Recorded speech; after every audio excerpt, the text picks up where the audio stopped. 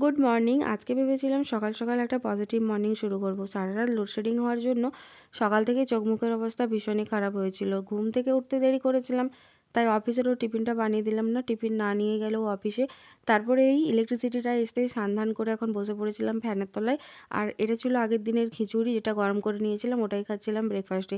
খেতে খেতেই ভাবছিলাম যে দুপুরবেলা আবার কী রান্নাবান্না করা যায়। আমাদের রান্নিদের হয় এই এক সমস্যা, এক খাওয়া দাওয়া শেষ হতে না হতেই আবার খাওয়া-দাওয়ার চিন্তাধারা করতে হয়। বাবা এসেছিল তখনই বাজার থেকে, নিয়ে এসেছিল ১ কিলো ঘি। ঘি নিয়ে এসেছিল, তাই দেখে ভাবলাম দুপুরে একবারে সহজ সাধারণ রান্নাবান্না করব। মানে আলু সেদ্ধ, ডাল ভাত, ঘি, লেবু, এটাই হচ্ছে যে বেস্ট খাবার হয় দুপুরে। তো তারপর খাওয়া-দাওয়া সেরে নিয়েছিলাম। বিকেলবেলা এসেছিল গ্যাস সিলিন্ডার দেওয়ার জন্য। আমাদের আগের সিলিন্ডারটা প্রায় শেষ হওয়ার পথে।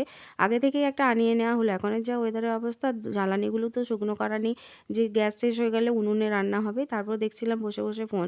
শ্রাবণ মাসে সবাই দেখছি সবুজ চুড়ি পরছে, তাই ভাবলাম আমিও এক কটা সবুজ চুড়ি পরলেই হয়।